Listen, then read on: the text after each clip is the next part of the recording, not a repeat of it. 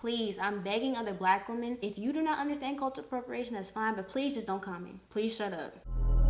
I don't forget that I can have this, baby. Nobody else you. Nobody else makes you. Nobody else had a clue what I could do, what I could do.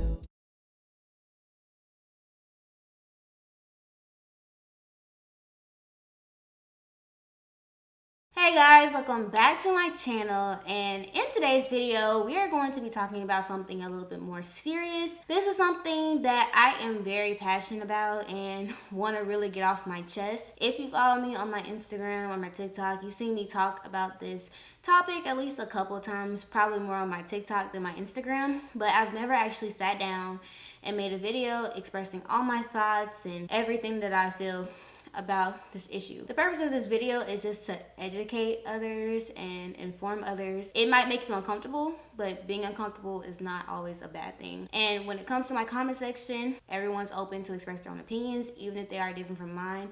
I just ask that everyone be respectful and not use any inflammatory or racist language, because if so, your comment will be deleted and you will be blocked, because I don't play that. I would say to watch this entire video, listen, and we'll go from there. Okay, so if you didn't guess by the title, today we're going to talk about cultural appropriation. What pushed me to make this video was because honestly, I got so pissed on my TikTok. I talk about this topic a lot on there. Like always, TikTok usually shadow bans my account. So for example, right now I have 1.2 million followers on TikTok and I can't get a video to reach 5,000 views. And I think this is mainly because I just posted a video called Let's Talk on my TikTok, and it has right now I think 250,000 views. And the tone of the comment section is more negative than my regular content. So TikTok is like saying, no, we're not going to show your videos to anyone right now because you're too controversial, as expected. But yeah, so first I want to start by defining what cultural appropriation actually is. This is just me looking this up on Google. Cultural appropriation is the inappropriate or unacknowledged adoption of an element or elements of one culture or identity by members of another culture or identity. So when I talk about cultural appropriation in this video, I'm going to be specifically referring to black culture, since I am a black woman and that is what I have been most affected by. So I think the biggest thing that really bothers me is that a lot of people don't recognize cultural appropriation as an issue. They don't think that it's something that exists, and if they do, they don't believe that it's something that affects the culture that's being appropriated as dramatically as we may present it. So when it comes to social media and things like that, really in more the beauty spectrum, the issue with cultural appropriation when it comes specifically to black culture and black women is that non-white women come into our spaces and they take certain styles, so hairstyles, or they take or adopt certain aesthetics that are naturally from a black woman, and they use these aesthetics and use these styles on social media, and they end up getting views, engagement, platforms, grow a following, and become successful off of a black aesthetic. You may say, okay, what's a black aesthetic? A black aesthetic is basically just the features of a black woman. So melanated skin, bigger lips, bigger butts, the long nails that we have, the long lashes that we have. It doesn't even have to be physical features. Our mannerisms, the way we talk, our attitudes, as you can say, the way we use our hands, just what someone may consider an extra personality, but just black women are just very passionate by nature. All that type of stuff put together. The reason why this is an issue is not because, oh, I'm upset because she's not black and she's wearing braids. I'm upset because she's wearing braids. For example, Kim Kardashian, she's wearing braids and goes viral and is known for this trend and grows followers and money in social media platforms off of this. And I just got fired from my job last week for wearing braids because someone told me that it's unprofessional. Or, for example, you know how many black women have self-esteem issues because they were told their skin's too dark. We can't see you at night. Most of us don't want to go outside because we don't want to get too dark.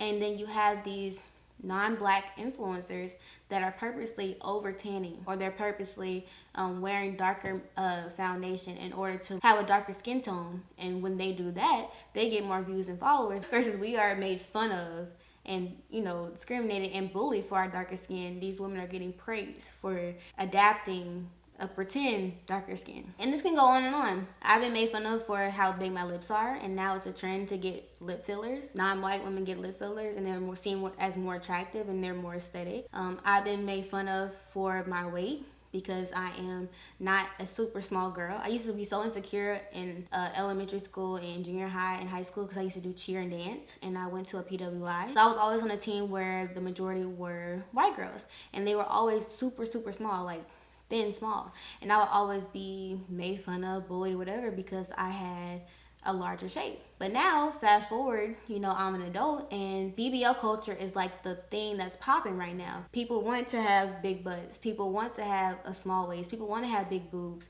People want to look like black women. And it's sad because Black women are still discriminated and made fun of and bullied and experience racism because of the way we naturally look, but non-black women adopt our aesthetic and are praised and celebrated for it. And one thing specifically that really grinds my gears is blackfishing. So just look at the definition. Blackfishing is a form of blackface. So if you don't know what blackface is, basically we have a history of white people literally in the entertainment industry painting their faces black to mimic black people, and they would basically act like monkeys or, make fun of us and things like that.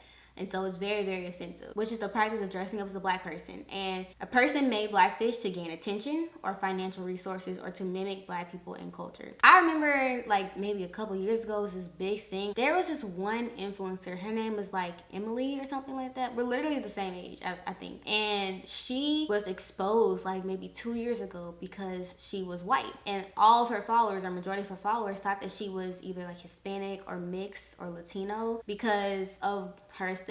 Her skin wasn't that far off from mine. So I guess someone found a picture of what she used to look like versus what she looks like now, and she literally looks like a mixed girl. Her lips look like mine. So basically she's adopted a lot of the features that I have, or any black woman in general has, and this girl is popping. She makes probably a 6-7 figure salary. She has hundreds of thousands of followers on Instagram. She's a model. She does all this stuff. So basically her financial gain and her popularity is based off of her appearance, and her appearance is the aesthetic of a black woman. And then you have other black women that are getting bullied and discriminated in the modeling industry for the features they naturally have that this girl has adopted and is praised for. You see what I'm saying? So the issue isn't that I'm mad that a non-white person is wearing my styles, getting their lips done. The issue is that they do these things, they choose to do these things, and they're praised for it. I have no choice but to have these things, and I'm discriminated for it. The very things that society teaches me to be ashamed of, on a non-white woman, they're praised and celebrated. And that's where it's really messed up. Now I want to kind of go over each of the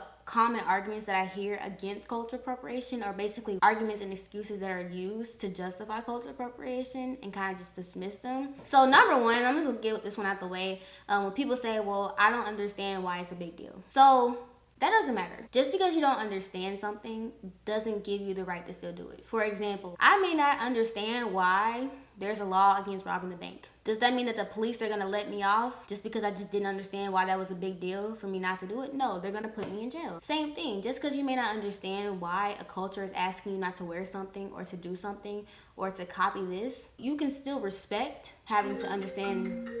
Sorry, someone was calling my phone. As I was saying, just because you don't understand something doesn't mean you have the right to disrespect it. Another example, if let's say I say something that offends my best friend, right? And she sets a boundary with me and says, hey, I don't like you saying this. And let's say that I really didn't mean anything by it, and I don't see what the big deal is. It's just maybe I called her something that she didn't like, and I'm like, it's just this, it's not a big deal. I don't understand why you're tripping. Does that mean that I'm right to still call her that just because I don't understand why she doesn't like it? I still respect that boundary that she has set, and I don't call her that again out of respect, not out of understanding. I'm not expecting every white person or non-black person to understand why black people do certain things in our culture.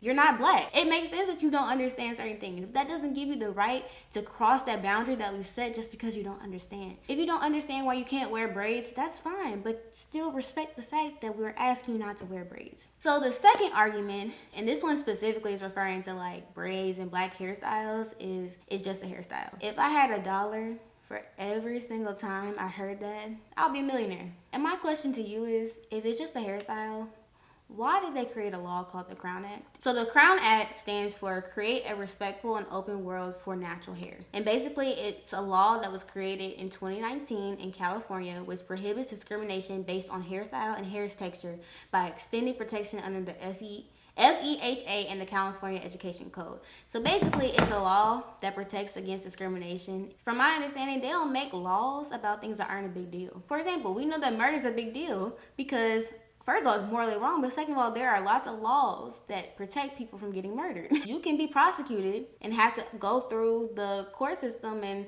be punished and penalized for discrimination of Black women in the workplace, specifically when it comes to their hairstyles. That's what the Crown Act is. Because there have been tons of cases of little Black girls being suspended because of their hairstyles, or not being able to attend a school because of their hairstyles. And not just in public education. It's very common in the workplace for Black women to be fired for braids, or told you have to take out this hairstyle, or you can't wear this color because it's seen as unprofessional. And yet again, on the flip side, you have these non-Black women that are wearing these exact same styles that aren't of their culture, exact same styles, and being celebrated and getting opportunities and seen as trendy, like Kim K with the cornrows. And another thing is, if it's not a big deal, then why are there so many viral videos of Black people being discriminated for their hair specifically? Like, if y'all remember, there was this viral video that went around where this little boy, they wouldn't let him wrestle unless he cut his dreadlocks off. Because I don't remember a specific reason. Or on TikTok, I recently saw this video. There was this 16-year-old boy applying for his first job at a fast food restaurant. They told him that if he wanted to work there, he had to cut off his locks because they were unprofessional. I remember when I was applying for medical school and it was like interview time, I remember that I was freaking out because I had just gotten my first interview, but I had braids in. And I was debating whether to take them out because they took me like 3-4 days to do. They were super small, knotless braids. The only reason I kept them in because I was like, they are black, which is rare for me to ever do black hair, hence. But they were solid black, so I was like, okay, I can finesse this and make it look like my hair is just straight. Because the interview was on Zoom, so they couldn't really see well. So I made it look to where my hair was basically just straight. And then one time I had another interview for medical school, and it was one of the rare times I actually was wearing my natural hair, and I was freaking out because I had on a wash and go, and I was like, how am I going to make this professional? The fact that I had to think about that just shows that, like, hair is a big deal when it comes to Black women. It's part of our culture. It's part of who we are. There is so much cultural significance with our hair that a lot of people don't realize. And so just because your hair may not be important to you doesn't mean it's not important to other cultures. For example, in slavery, we had to wrap our hair up. White men were attracted to Black women, and the white women got jealous because they believed that a big part of that was because of their hair, because it was so different from white women, and so they made them cover their hair up. Madam C.J. Walker is a hero, in my opinion, because without her, we probably wouldn't be able to get the jobs that we got.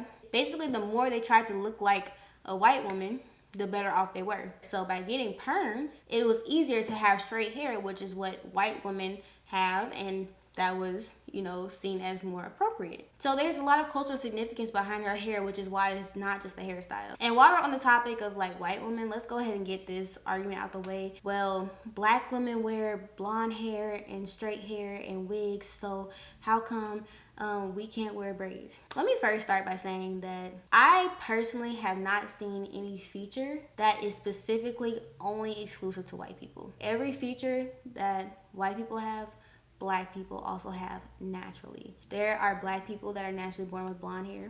There are Black people that are naturally born with straight hair. Wigs have been a part of our culture for years. They were used in ancient Egypt, which is Black people, to determine status. Like, people of higher status wore certain wigs versus people of lower status. Black people are naturally born with red hair. Black people are naturally born with loose wavy hair to 4C hair. Black people are naturally born with thin lips and thick lips. Black people are born, albinism is a thing, so they're born with very pale skin as well. So every feature and everything is from Black people. And that's because, you don't have to agree or not, but the people in the Bible, like at the beginning of time, the first people were Black people. So everything originated from a Black person. When Black people moved to more colder and northern areas out of Africa, over time, over generations, their skin tone began to lighten, and that's how you got white people. So we naturally have in our genetics every single feature. So I said that to say, me wearing a blonde wig is not me emulating a white woman. So the next time anyone wants to use that argument, just remember, we can't copy something that was ours from the beginning. I know people don't like to hear this, but Black people really are the blueprint. If we're the blueprint, we can't copy ourselves. So yeah, that whole blonde hair, straight hair, wigs thing, that really isn't relevant when we have those features naturally. And also you have to factor in assimilation. Like I said with the Madam T.J. Walker thing, like we had to assimilate in order to avoid racism and discrimination. We didn't start wearing our hair straight because we wanted to copy them. We did that so we could get jobs, so we could provide for our families, so we could get into colleges and get in these opportunities and try to be on a somewhat equal playing field with all the segregation that was going on at that time. White people choose to wear braids. We didn't choose to start perming our hair. You see what I'm saying? Okay, so the next argument that I kind of want to go ahead and dismiss is people love to say, well, Vikings wore braids. Let me show you some examples of Viking braided hairstyles. I actually did this video on my TikTok and it did really good. And I think it's because people like realize that this argument doesn't really make sense. Just because something may be called the same thing in two different cultures doesn't mean it's actually the same thing. As you can see, you don't see any white people or any non-black people wearing these Viking hairstyles. They are wearing box braids and cornrows and Fulani braids and knotless braids. They're wearing the braids of black culture. They just like to say, oh, well, Vikings wear braids, so we can wear braids too. Yes, Vikings wear braids. So if you want to wear Viking braids, wear Viking braids. But Viking braids are not the same thing as African American black braids. Something completely different. And for example, let's say this, cake. I have a cake, you have a cake. Just because we both have cakes doesn't mean the cakes are the same. I can have vanilla cake and you can have chocolate cake. They're both called cake, but they're two very different things. So again, if you want to wear Viking braids, wear Viking braids. You using Viking braids, which is something completely different, to justify you wearing African American braided hairstyles, it's not gonna fly. Okay, and finally, the last thing is, people have told me in the past, well, you're saying all this, then take off your lashes and take off your nails. I don't know about y'all, but I have always seen long nails and lashes associated with black people. It's just always been called ghetto. Up until recently, like, it wasn't a thing for long lashes to be acceptable. It wasn't a thing for long nails to be trendy. Really, I personally feel like celebrity culture has made it trendy. Like, non-black celebrities starting to get longer nails and wearing wigs and wearing longer lashes has made it trendy, and to where for some reason white people now think that those things are associated with them. No. I grew up with black women wearing colorful wigs, and like I said, the big lashes getting called umbrellas and things like that. If you go on social media, you will find like so many like TikTok creators that have a following based off emulating a black girl, and it's always a black girl with long nails and long lashes. Whenever you see videos of people pretending to be white or like for comedic effect or something, you never see them have the long nails or the lashes or talk it with the hands and the clapping and all those mannerisms. That's always associated with black women because that's something that's a part of our culture. That's a part of our mannerisms. That's a part of our aesthetic. So please don't try to act like white people own lashes and own nails when that you all know that was not. I'm telling you, maybe like 5 years ago, that wasn't pop. Long nails were called ghetto, and you only saw long nails associated with black women. Like, I'm telling you, it's just been very recent in the last couple of years, maybe the last decade, where a lot of things that black women have been doing and got called ghetto for are now trendy and cute. Like, no. And finally, the last thing that I want to say about this topic is the reason why cultural appropriation is cultural appropriation is because the culture being appropriated is typically discriminated for and does not receive the credit for the things that are being appropriated. That's the issue. Again, I just want to reiterate that for me, it's not about me getting upset because you're wearing braids. It's me getting upset because you can grow a social media platform by literally looking like me, but I, who looks like me, cannot get those same opportunities. And in fact, is treated negatively for the features that I naturally have. I got made fun of because of my lips. In medical school, I always got looked at strange because I would show up every single week with a different wig because I was getting my coins from wig collaborations. I've had body insecurity issues and always wanted to be like this because this is what was seen as popular and pretty, and this was the beauty standard for a long time, and now BBL is the beauty standard. So I just ask that we all not be dismissive of cultural appropriation just because you don't understand it. I understand that everybody has the same experiences, but that doesn't give you the right to diminish, or disregard anyone else's. I am telling you, I have personally experienced cultural appropriation, which is why I'm making this video. So please don't go in the comment section and tell me it's not a big deal, I'm being dramatic, it's just a hairstyle, it's just this, it's just that, I just like to go out in the sun and tan. Like, that's not the point. You're missing the point. And please please, I'm begging other black women, if you do not understand cultural appropriation, that's fine, but please just don't comment. Please shut up. Do not tell white people it's okay to do it. Because you're black and you're supporting their narrative, they're going to take it and run with it and completely disregard everything I said in this video, everything I said in the comments, because you gave them the okay. And it's not your right or your place to give someone the okay to do something when you've never had to experience it or you've never been affected by it. That's where you just keep your mouth shut. I'm not trying to be mean, but I'm being serious. And again, please feel free to comment. I want you to share your opinions. I want you to share your thoughts. I want you to share your feelings. I'm all for healthy debates and discussions, but please remain respectful, especially when it comes to racist and inflammatory language. I don't want to see any of it. All right, guys, thank you so much for watching this video. I know it was very different, but this is something I really needed to get off my chest. If you like these types of videos and want me to talk about more serious topics, let me know.